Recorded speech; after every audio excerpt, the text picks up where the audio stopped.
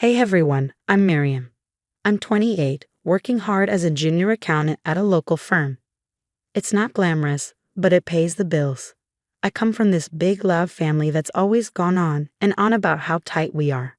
Family first, they'd say. Yeah, right. Anyway, my life took a crazy turn when I met James at this charity event. He was tall, dark, and handsome, the whole package, and as I found out later, loaded. We hit it off right away. Miriam, you won't believe this. My mom squealed when I told her about James. Our little girl dating a businessman. At first, everyone was over the moon. Aunt Linda was already planning our wedding. We'll have it in the backyard, she said, save on venue costs. But things changed once they realized how successful James really was. That's when it started to get weird. James and I fell hard for each other, and within a year, we were saying I do. The wedding was perfect, except for the odd looks I kept getting from some of my relatives. After the honeymoon, James dropped a bombshell. Miriam, how would you like to work for me? I could really use someone with your skills. I was floored. Are you serious? That would be amazing. But when I told my family, you'd think I committed a crime. Oh, so now you're too good for your old job? My cousin Tom sneered. Don't forget where you came from, Uncle Robert warned. It hurt, but I tried to brush it off. I was happy in love, and my career was taking off. Who cared what they thought? Then, Grandma passed away. It hit me hard. She had always been my biggest supporter. But at the will reading, I got the shock of my life. To my granddaughter, Miriam, I leave. The lawyer paused, flipping through papers. Nothing. What? I gasped. There had to be a mistake. Aunt Karen's voice was dripping with venom. No mistake. You're not real family anymore, Miriam. You've changed. Yeah, Uncle Robert chimed in. You've got your rich husband now. What do you need Grandma's stuff for? I couldn't believe it. My own family cutting me out because I married well and got a good job. It felt like a bad dream. I'm still me, I protested. I haven't changed. Save it, Miriam, Cousin Sarah snapped. Go back to your mansion and your fancy job. You don't belong here anymore. I left that reading in a daze, my world turned upside down. The family I thought I could always count on had just shown their true colors. And they were ugly as hell. As I drove home, tears streaming down my face, I realized this was just the beginning. My so-called family had drawn a line in the sand, and I was on the wrong side of it. But if they thought I was going to roll over and take this, they had another thing coming. I decided to confront my family head-on. Big mistake. Can we talk about what happened at the will reading? I asked Aunt Karen over the phone. There's nothing to discuss, Miriam. You made your choice when you married into money.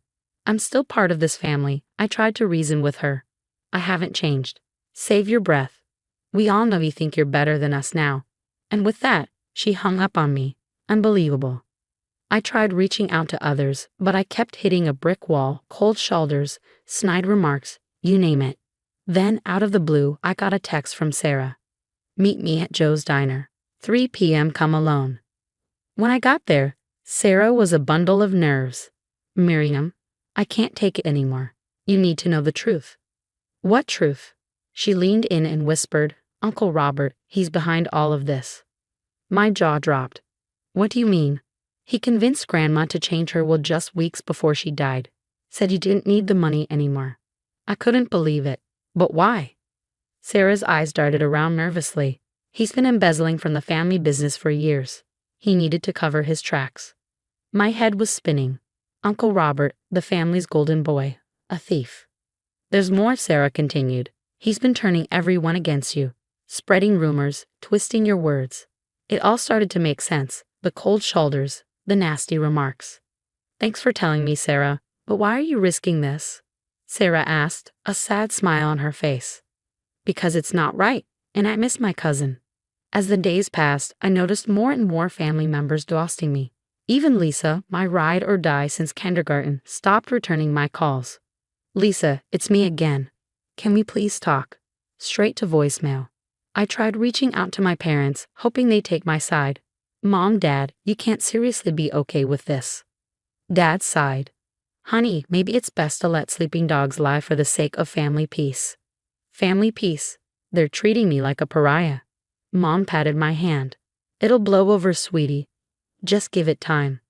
I couldn't believe it.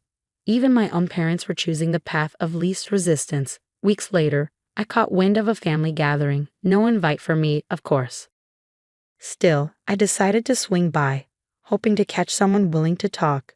As I approached the house, I heard raised voices coming from the backyard. I crept closer, hiding behind the fence. Selling the business is our only option.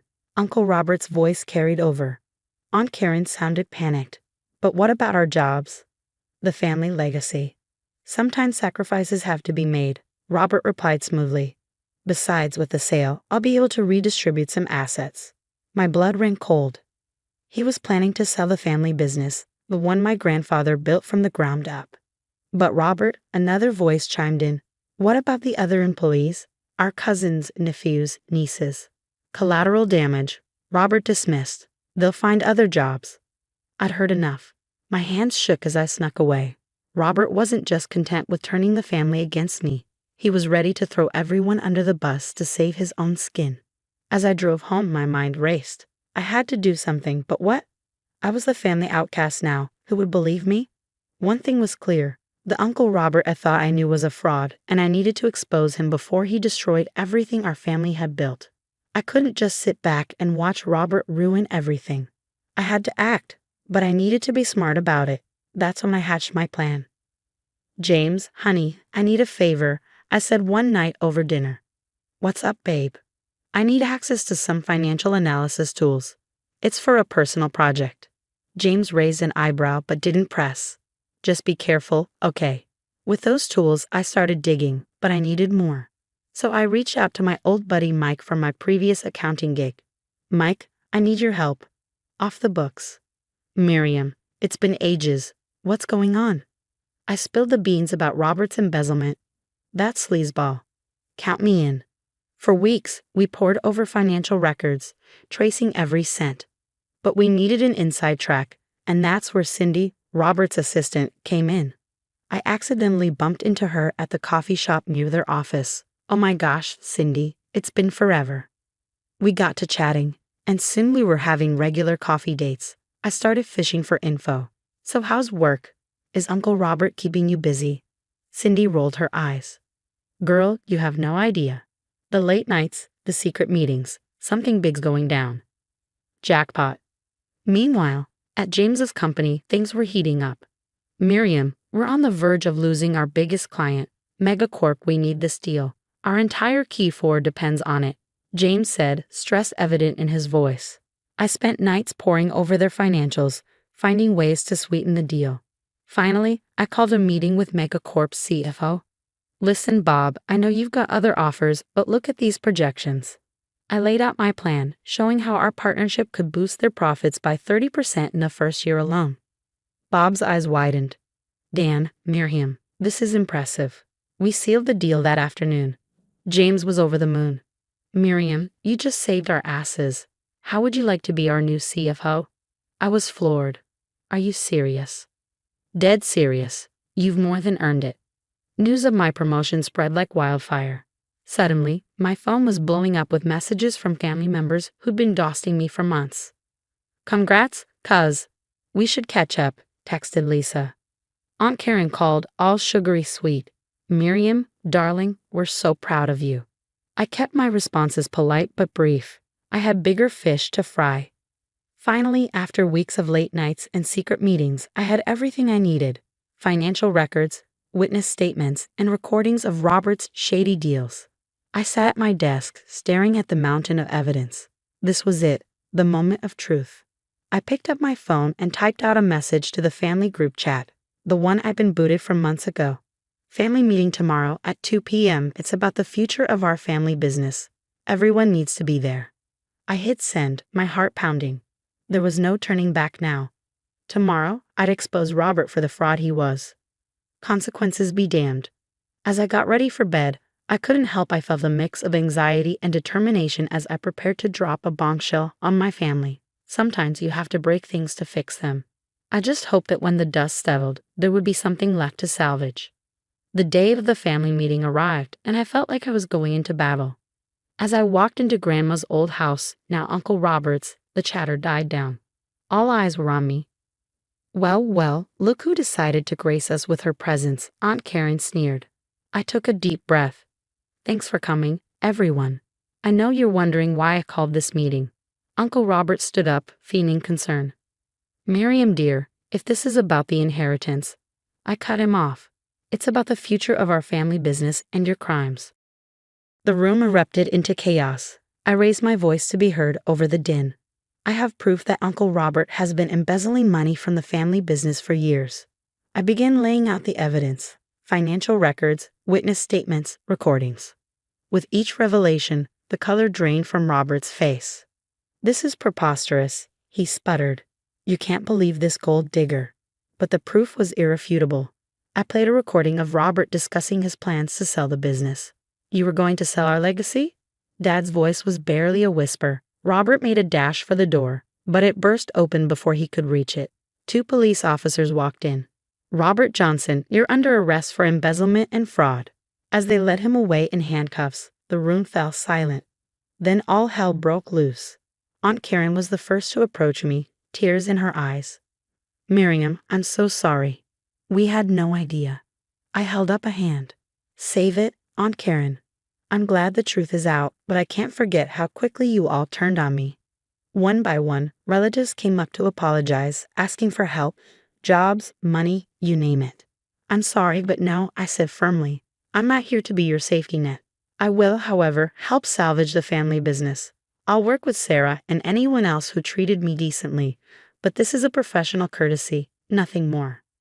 As the dust settled and people filed out, I felt a weight lift off my shoulders. I had done what I came to do. Weeks passed, and news of Robert's arrest spread. Our family became the talk of the town, but I was done with the drama. James and I sat on our patio, enjoying a quiet evening. You know I'm proud of you, he said, squeezing my hand. You stood up for what's right, even when it was hard. I smiled, feeling at peace for the first time in months. Thanks, babe. I couldn't have done it without you. So what now? He asked. I grinned. Well, CFO, I think it's time we took that vacation we've been talking about. How does Bali sound? As we clinked glasses and started planning our trip, I reflected on my journey. I'd lost the family I thought I had, but I gained something far more valuable: self-respect and the strength to stand up for myself. The family business was on the mend, with Sarah at the helm and me advising from afar. Some relatives were still trying to mend fences, but I kept my distance.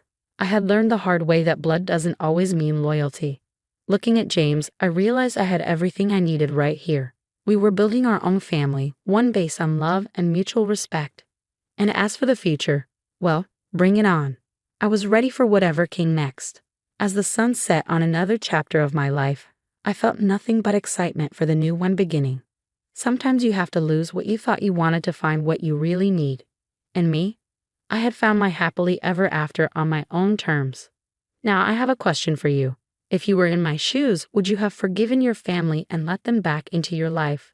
Or would you have maintained your distance like I did? Think about it.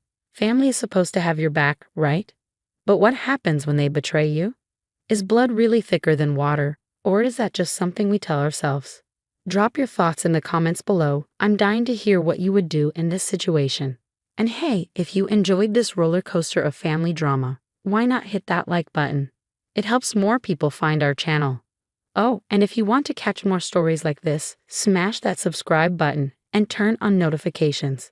Trust me, you won't want to miss what's coming next.